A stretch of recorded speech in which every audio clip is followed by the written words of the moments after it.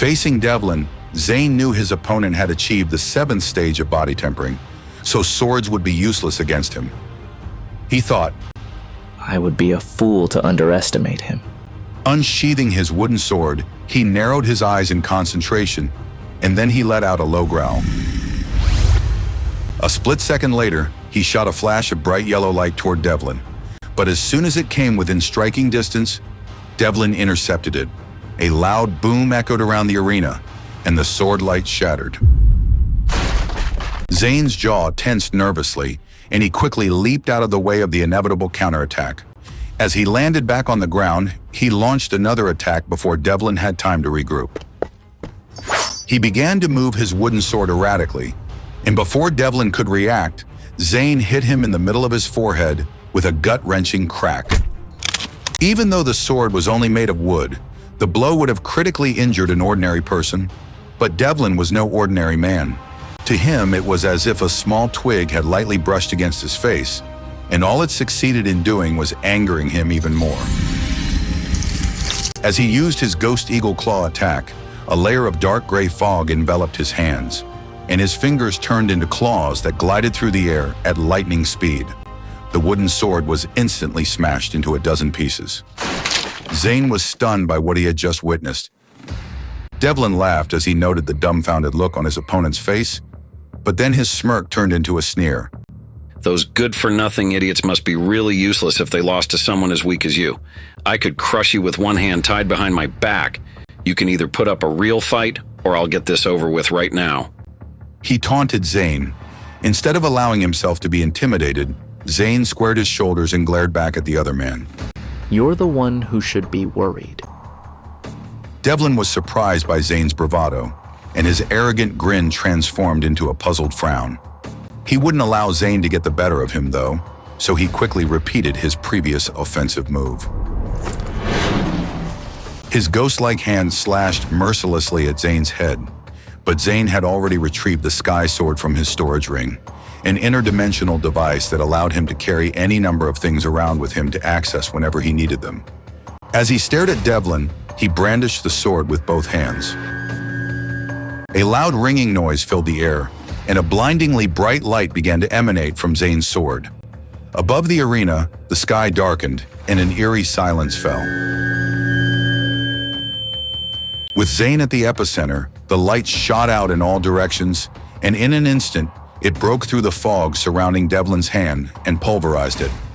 A moment later, it penetrated the rest of his flesh and bones, not allowing him enough time to react. With one slash, Devlin fell to the ground, and his severed arm flew through the air. With a deafening boom, the other shafts of light hit the 8 demon pillars that were dotted around the Starlight Tower. Large cracks began to appear in the once solid stonework, and a gust of wind sent large plumes of smoke and dust flying into the air. No one in the crowd could believe what they were seeing, and many of the onlookers' jaws hung open. One man thought, how can someone who's only completed the 5th stage of body tempering do this? It's more like something that someone in the 8th stage would be able to do. After watching Zane wield his wooden sword earlier, everyone was starting to believe that he had hidden his true strength. The thought terrified them, and even Bram's face turned ashen. Devlin's severed limb finally landed on the ground, and he fainted from the pain. Losing interest in his opponent, Zane looked to the second tier of the stands and scowled at Bram and Freya as he pointed his sword at them. Have you two seen enough yet? He asked as they squirmed awkwardly in their seats.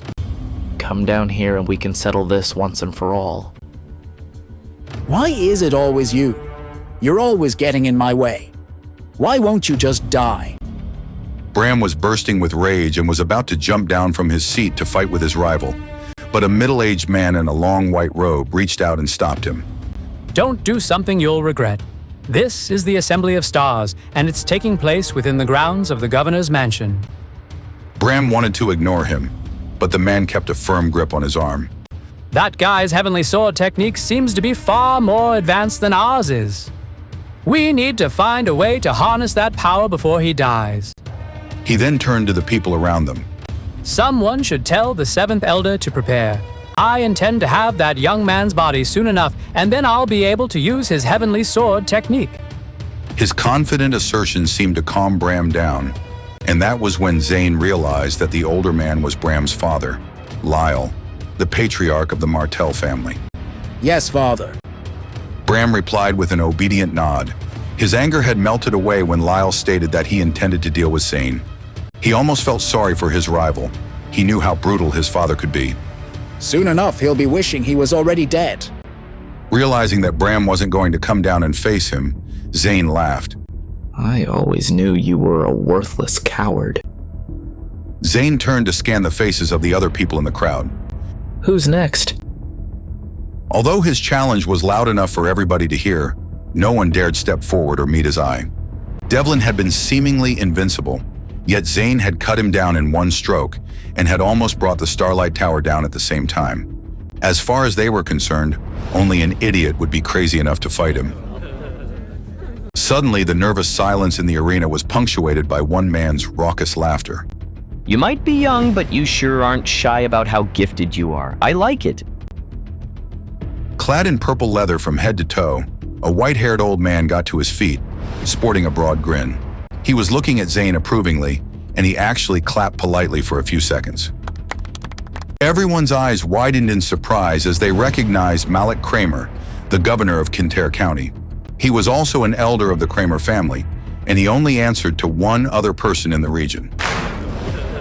In the blink of an eye, everyone in the crowd got to their feet and greeted him. Malik brushed off their salutation with a wave of his hand, and then he gestured for everyone to sit back down. After that, he turned his attention back to Zane. I must admit, I'm impressed. It must be true what they say about every generation exceeding the previous one. In that case, I fear I'm getting old. He smiled warmly at the young warrior and then glanced around at the people in the crowd. But my memory is still intact, so I intend to give everyone the rewards that I promised them. With that, he raised one of his hands, and a red light shot from his arm and up to the crystal screen above their heads that displayed the star map. The restrictions that had been placed on the map were removed, and the strange trajectory of the stars was immediately corrected. Zane looked up, and a confused frown creased his forehead. He thought, What's going on? I thought the chance to study the star map was supposed to be the top prize. realizing that he didn't have enough time to worry about that, he followed the example of the other people in the arena and quickly sat down to examine the stars. Even if he was puzzled by the governor's actions, he wasn't about to waste such an opportunity. Can't wait for more? Catch the next episode tomorrow. And if you are ready to binge the whole series, download our app now. Tap the link in our bio to start your journey.